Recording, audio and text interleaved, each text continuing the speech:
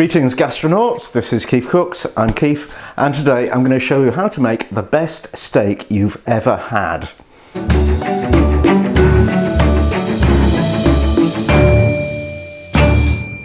Yeah, really, the best steak you've ever had. And I'm going to cook it using my new toy, the Anova precision cooker sous vide machine. I've done another video that explains all about sous vide, so you need to watch that as well if you're interested.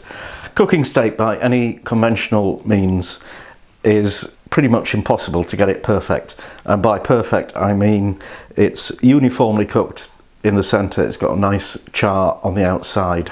Using a grill or a barbecue or a frying pan or an oven or anything will not achieve that result, it just can't. But sous vide cooking can, and I'll show you how. So I've got a couple of whopping great bits of steak. Any kind of steak will do. You know, even grotty cuts will come out well. And what we need to do is season it with salt and pepper. I'm also going to make a black peppercorn sauce to go with this, so that'll be a bit wonderful. In fact, when people traditionally make steak au poivre, they do this weird thing of embedding the surface with whole peppercorns. But with sous vide, that ain't going to work, because once it's been sous vided, you need to sear it in a hot pan for a few minutes to make it go brown, and what you'll end up with is a load of burnt black peppercorns, and that is not nice. You pop those in a Ziploc bag, or if you're equipped with a vacuum sealer, a vacuum pouch. And we're almost up to temperature. We're on 53.6, which is pretty quick. I started off with hot tap water, so it's only had to raise the temperature about 5 degrees. But it is pretty quick to actually heat up the water. So we just drop this into the water, and the pressure of the water pushes the air out of the bag, and then we just zip it closed. And try not to let the seal actually get into the water. And that's it. We leave that for 2 hours. Okay, ingredients for the sauce. I've got a knob of butter, that's about, what, 25 grams. I've got 2 shallots, finely chopped. I've got a tablespoon of whole peppercorns, which I'm going to crack. I've got 100 mils of red wine, 200 mils of homemade proper beef stock, and 3 tablespoons of cream. And this week's almost forgotten ingredient is 2 teaspoons of Dijon mustard. I'm just going to splat the peppercorns so they're all cracked. Okay, to make the sauce, I've got the knob of butter melting in a small frying pan on lowish heat. Now we add the shallots.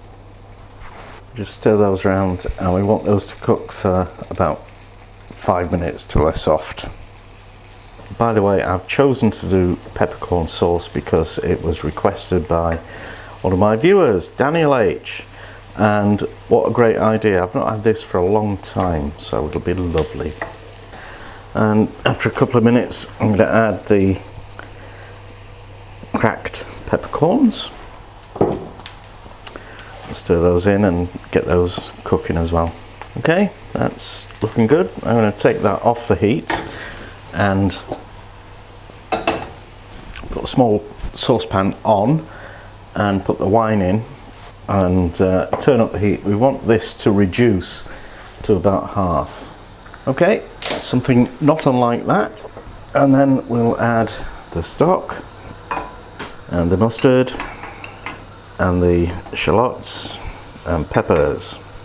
Let me just stir that all together, let them get to know each other for a bit, well, maybe for about 10 minutes. Okay, I think those have got to know each other pretty well. Let's have a taste. Yeah, that's cool. That's peppery. We'll just pop in the cream and stir that together, and then we'll take it off the heat until we need it. Right, time to finish off the steak. So I'm just doing one of these. Take it out of the bag. You will notice it looks a bit weird. It looks pale and uninteresting, and this fat is just bleh. So what we need to do now is just finish it off by searing it. So I've got a knob of butter melting in a griddle pan on top high heat, and some olive oil as well. And this is going to make a lot of smoke, so you need to get your windows open, your doors open, turn your smoke alarms off if you can, and put the very noisy extractor on. So I'm going to pop the steak in, give them about a minute each side, and we need to do all the edges as well. What we're doing here is we're just trying to char the outside. We're trying to get a thing called the Maillard reaction going. The Maillard reaction is named after a French chemist, Louis-Camille Maillard, who first documented this in 1912. It's the process by which the sugars and amino acids in the meat turn brown and they begin to caramelize. This isn't actual caramelization, but it is the thing that makes the food appealing. You could have eaten that steak straight from the sous vide, but it doesn't look right, and if it doesn't look right, then it doesn't taste right. It's a bit complicated. So there you go. That looks like a steak you really want to get your teeth into, doesn't it? So here it is. Pretty uniform colour all the way through, because the way it's cooked in sous vide, except for the edges where it's charred and it's darkened. Let's try a bit. Oh yeah. Oh wow. Yep. Rave. That's fantastic.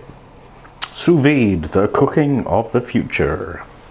And that's that. Hope you enjoyed it. Now please share it with all your friends on social media. Subscribe to this channel, follow us on Facebook, Twitter, Pinterest, and don't forget the amazing website that has all the details of all the recipes. And thank you for watching. Come back soon.